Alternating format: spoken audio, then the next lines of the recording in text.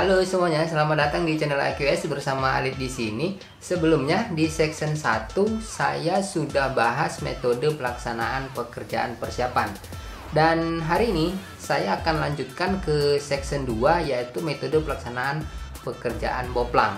Nah, bagi kalian yang sedang cari-cari referensi atau sekedar ingin tahu metode pelaksanaan proyek konstruksi, ini adalah channel yang tepat untuk kalian karena di channel ini kita akan bahas semua metode pelaksanaan proyek konstruksi dari pekerjaan persiapan sampai dengan pekerjaan finishing. So, kalian jangan ragu lagi, langsung aja subscribe sekarang dan nyalakan tombol lonceng notifikasinya ini biar nggak ketinggalan update-update terbaru dari channel ini. Dan seperti biasa, sebelum kita lanjut, bumper dulu.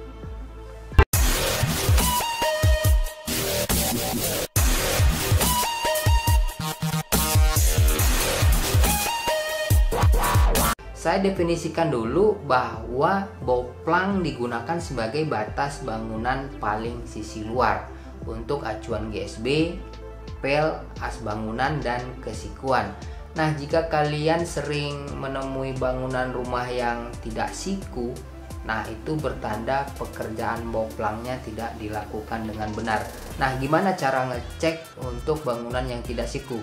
Biasanya sih pasti akan terlihat di profil untuk lantainya, di keramik ya.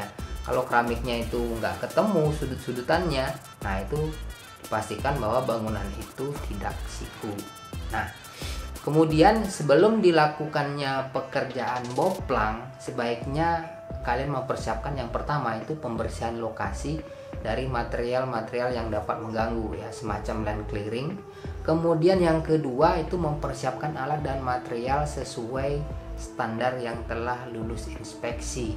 Kalau material itu biasanya pakai material yang sudah di approval, tentunya yang udah disetujuin.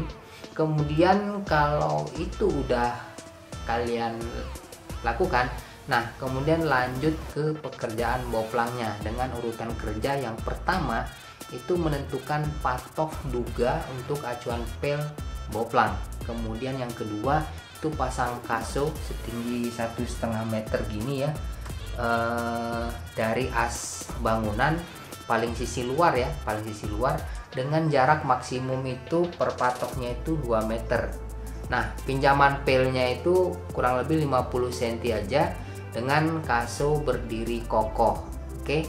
Nah, kemudian yang ketiga itu pasang papan boplang yang telah diserut atasnya dengan panduan benang yang telah dipasang sebelumnya. Jadi kalau papan boplangnya itu atasnya harus rata ya. Kemudian yang keempat itu tandai tiap kaso dengan bantuan selang tes ya. Jadi setiap kaso itu ditandain pakai diselang dulu lah itu. Selanjutnya dipasang benang untuk panduan memasang papan boplangnya. Jadi setelah diselang levelnya udah ketahuan, baru kalian tarik benang, kemudian itu untuk panduan papan boplangnya nanti. Nah, yang kelima, setelah papan dipasang dengan permukaan rata, nah permukaan rata ini ngeceknya gimana? Ya harus dipakai waterpass.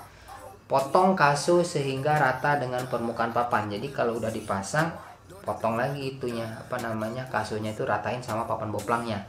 Kemudian yang keenam itu penyambungan papan dan posisi patok itu tidak boleh ditumpuk.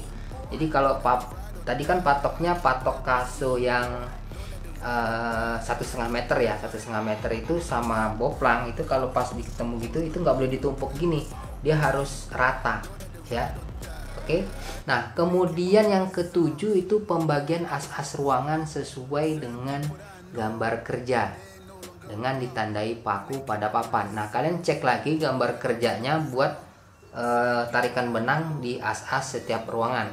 Kemudian yang kedelapan itu membuat notasi GSB, batas ruang, siku, dan pelnya. Oke. Kemudian yang ke-9 itu notasi pada sumbu X dan Y diusahakan berbeda. Satu menggunakan angka dan satu menggunakan huruf. Biasanya kalau digambar ini notasinya sudah berbeda ya. Kalau biasanya digambar, kalau arah X itu menggunakan 1, 2, 3 dan seterusnya. dan Y-nya itu menggunakan ABC dan seterusnya. Oke, nah yang terakhir yang ke-10, bangunan atau gedung marking utama vertikalnya ya, antara lantai digunakan alat teodolit ya. Tidak dapat menggunakan lot dengan benang karena kurang akurat pasti ya kan. Kemudian marking utama horizontal digunakan alat auto level atau water pass. Ini tidak dapat juga menggunakan selang. Kalian isi air kayak gitu ya kurang akurat juga nantinya. Jadi untuk cek levelnya juga harus pakai auto level atau water pass. Oke.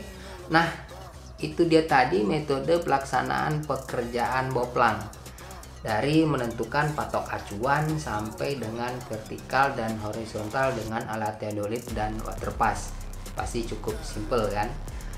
Oke, segitu dulu video kita hari ini. Jangan lupa subscribe, like jika kalian suka video ini, dan share ke teman-teman kalian yang mungkin membutuhkan referensi metode pelaksanaan pekerjaan konstruksi. Serta komen jika kalian ada pertanyaan seputar metode pelaksanaan. Next video kita akan bahas section yang ketiga, yaitu metode pelaksanaan pekerjaan galian pondasi. Oke, sebelum saya akhiri, kata-kata hari ini, melupakan masa lalu itu memang sangat sulit, tetapi lebih sulit menentukan masa depan tanpa masa lalu.